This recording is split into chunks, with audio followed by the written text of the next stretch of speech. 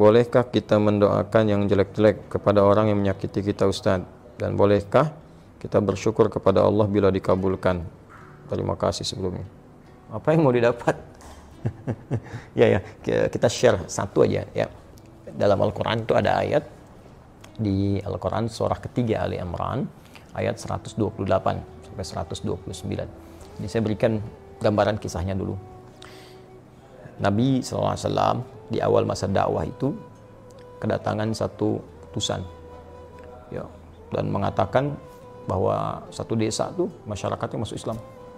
Senang Nabi, lalu minta orang-orang itu untuk dikirimkan dai untuk mengajar. Dikirim oleh Nabi 70 orang, dalam riwayat disebutkan kurang lebih 70 orang penghafal Quran ya, ahli Quran, orang-orang yang menguasai agama dengan baik pada masa itu ya, dengan kadar yang mungkin didapatkan pada saat itu.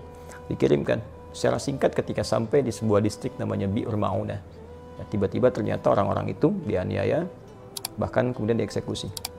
Nah, Nabi mendapat kabar dari malaikat sedang menunaikan sholat. Ada beberapa versi riwayatnya, ada yang menyebutkan sedang sholat subuh, ada yang menyebutkan riwayatnya sebelum ruku, ada yang setelah ruku saat i'tidal, ada yang menyebutkan juga di sholat yang lain ya.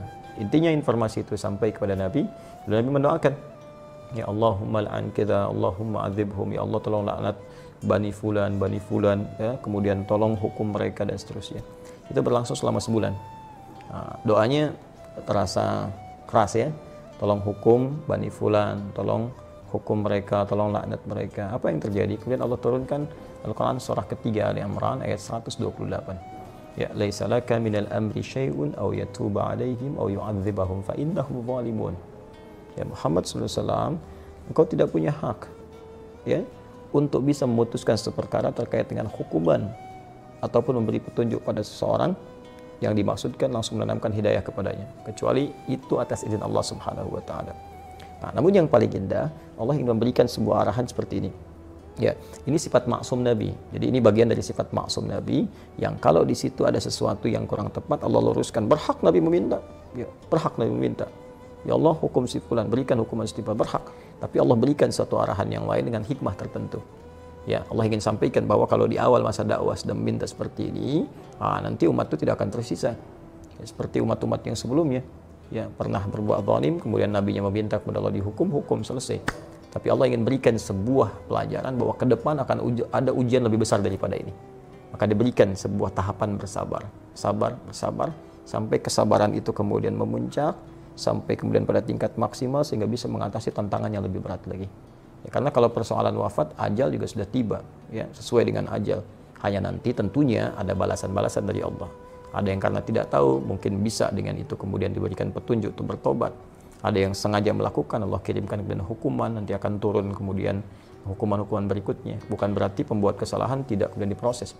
Ya, bisa diproses dengan hukum yang berlaku, tapi ada mungkin golongan-golongan tertentu yang tidak tahu dan ikut-ikut di dalamnya. Bagaimana hukum seperti itu? Maka Allah turunkan tadi ayat, setelah ayat itu turun, maka Nabi merubah doanya. Perhatikan doanya. Allahumma hdini fi man hadait, wa afini fi man afait, wa tawallani fi man tawallait, wa barik li fi ma atait. Ya. Kalau kita jamakkan, Allahumma hdina fi man hadait, wa afina fi man afait, wa tawallana fi man tawallait, wa barik lana fi ma atait, wa qina syarra ma qadait. Allahumma hdina fi man hadait, ya Allah, mohon berikan aku hidayah, berikan kami hidayah, dan tempatkan kami di tempat-tempat yang orang mendapat hidayah. Wa afina fi man afait, sehatkan kami ya Allah, dan tempatkan kami di tempat orang-orang yang sehat. Jadi, kalau Anda kerja di tempat orang sehat, Anda bertetangga dengan orang sehat, orang itu dapat hidayah, di kantor dapat hidayah, jadi baik orangnya. Wa tawallana fi man tawallait, palingkan kami dari apa yang Kau tidak sukai, dan tempatkan kami di tempat-tempat orang-orang yang berpaling dari apa yang tidak Engkau sukai. Barik lana fima atait, berikan keberkahan pada kami ya Allah dari setiap pemberian-Mu. Ya, indah. Ya, waqina syarra ma qadait, dan jauhkan kami dari segala keburukan ya Allah, segala keburukan yang mungkin kami dapatkan dalam kehidupan. Ya, Engkau telah tetapkan ini buruk, berikan kami kemampuan untuk menghindarinya. Jadi berubahlah ke arah doa-doa itu. Jadi baik, jadi baik, jadi baik. Itu yang telah kemudian dikenal dengan doa kunut. Ya, berarti permintaan pada segala hal yang bernilai ketaatan kepada Allah yang sifatnya baik-baik. Jadi, kalau Allah saja mengarahkan Nabi untuk mendoakan perilaku buruk dengan kebaikan, maka kita lebih layak untuk mengikuti tuntunan Nabi SAW. Kita doakan yang baik. Ya, toh mohon maaf dia mencela kita itu, celaan dia, ketika keluar celahannya itu sudah memberikan pahala kepada kita. Kenapa harus dengan mencela kembali sehingga mengembalikan pahala yang telah kita dapatkan?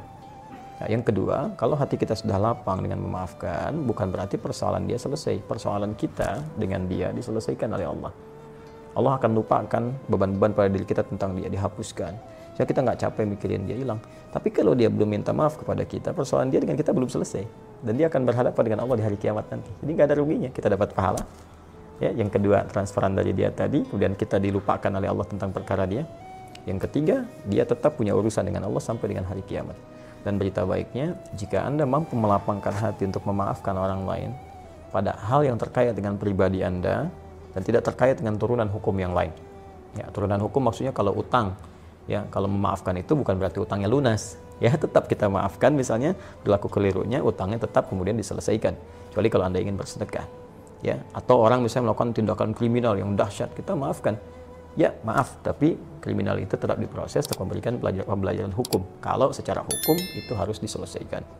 Nah, kalau Anda bisa lapangkan hati seperti ini, maka Allah janjikan di Quran surah ketiga Ali Imran ayat 133 sampai 134. Wasari'u ila magfiratin min rabbikum wa jannatin arduha as-samawati wal ardu uiddat lil muttaqin. Bergegaslah Anda untuk evaluasi diri, minta ampunan sama Allah, dan berharaplah, berusaha untuk mendapatkan satu surga yang luasnya seluas langit dan bumi, disediakan bagi orang takwa. Siapa orang takwa di situ? Amalannya 134. Alladzina yunfiquna fis sarai wad dharra, orang gemar berbagi dalam keadaan lapang ataupun sulit. Kalau lapang berbagi biasa, ini sulit berbagi masih mau. Ya. Nah, wal kadhiminal ghaidha, yang sanggup menahan amarah, wal 'afina 'anil nas, yang mampu memaafkan kesalahan orang lain.